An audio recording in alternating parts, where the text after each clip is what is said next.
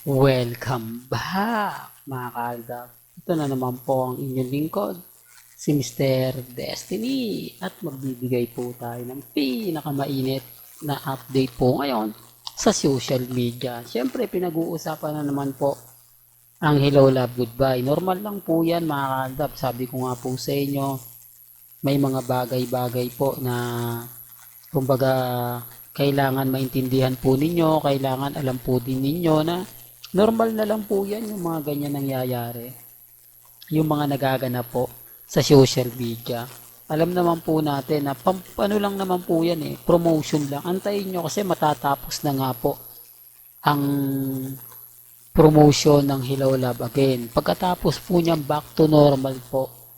Di po ba? Nagiging makulit lang po ako at paulit-ulit para rin klaro. Naiinis sila dahil may kumokontra.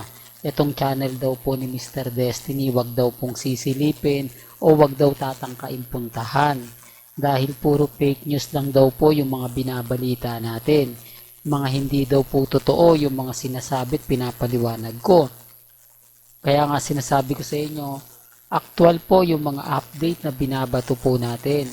Kapag may nakita po tayong balita, kapag may napanood po tayo, sinishare ko naman po sa inyo, di po ba agad-agad? Gaya nga po ng pag-i-interview ni Jessica kay Alden at kay Catherine. Sabi daw po kasi nila, matalino naman daw po si Catherine at si Jessica hindi na kailangan pang tanungin. Hindi po matalino yung ibang mga viewers Ang gusto ng mga viewers, marinig po sa dalawa kung meron man po o wala. Di po ba?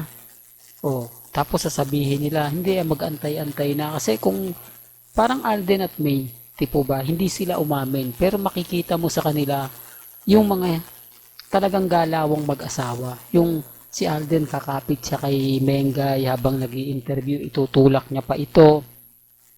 Tapos aasar-asarin. Yan po ba nagawa ni Alden kay Catherine? Hindi, for the record lang po. Magpo-promote ako puntahan niyo po yung Tonight with Arnold Clavio.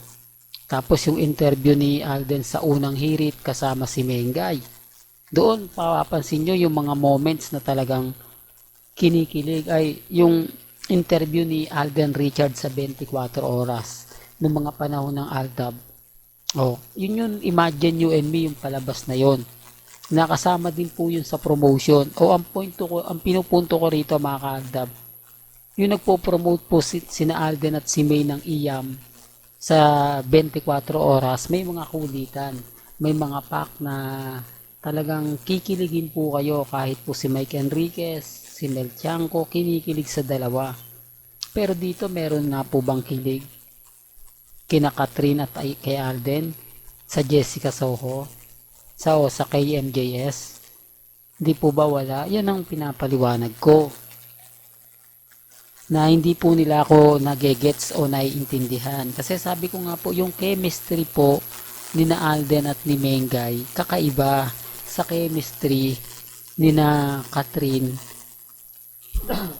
at Alden Richards. Galit lang po sila kapag sinasabi natin yung salitang chemistry.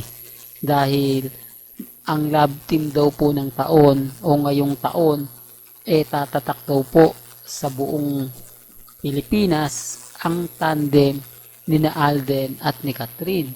Well, no doubt po tayo dun. Alam nyo kung bakit. Todo po yung promotion Di po ba? Kaliwat kanan ng pagpopromote. Napakaraming artista o channel, network, dyaryo, article, mga ilang YouTuber, mga ilang mga bali-balita, hindi po ba, mga showbiz, paano hindi magte-trending? Di po ba? Tama naman po si Mr. Destiny. Tama naman po yung sinasabi ko na kumbaga paano hindi magiging mapag-uusapan kung kayo na nga po nakakapansin, kayo na nga po nakakapuna. Di po ba na yung mga ganapan ni na Alden at ni Catherine talaga naman pong pinag-uusapan simula't simula pa lang. Kaya yung iba po na nagtatanong, nagsasabi na fake news yan si Mr. Destiny, hindi po kasi nila alam ang buong istorya. Hindi nila alam ang buong kwento, magre-react agad-agad sila. Sasabihin nila agad-agad na sina Alden at si Maine, wala naman yan eh. Sina Mengay, silang to si ganyan. Wala, puro ano lang yan. Hindi po ba? Real talk to, kaya wag po kayong padadala. At wag po kayong magpapa-apekto. Kasi ako naman po talaga yung pinaka ano rito, pinag-uusapan. Ako rito yung mga talagang masasabi nyo na kalmado at kampante. Sa ngayon, masaya po ako sa mga nababasa natin. Sa ngayon, masaya po ako sa mga nakikita natin. Ang problema lang po, yung mga taong bulag at bingi sa katotohanan. Di po ba? Real talk yan. Pero bago nga po pala natin ituloy itong magandang update na to, kung bago ka lang sa channel na to, at isa kang true-blooded Aldab Nation na nagmamahal kina Mengay at Tisoy, tama po ang channel na pinuntahan mo, kaya consider na po kitang bagong subscriber. At huwag mo kalimutang i-share ang mga video po natin sa mga mami, sa mga titas, at sa mga senior. I-remind ko lang po at uulitin ko sa mga taong bingi, sa mga taong bulag, sa mga nagsasabing fake news ako, wala pong problema yan. Hindi naman po ako namimilit. At kung views lang po ang pag-uusapan, kahit po bumagsak ang views natin, mananatili po akong Aldab. Mananatili po tayong kampante at matatag. Sa mga mamis na sumusuporta po kay Mr. Destiny, mabuhay po kayo hanggang gusto nyo. Lalo na po kay Madam E.G. Marcelo, mabuhay po kayo. Talagang number 1 supported ng Aldab Nation yan. At yung mga taong hindi ko nababanggit, pasensya na po kayo.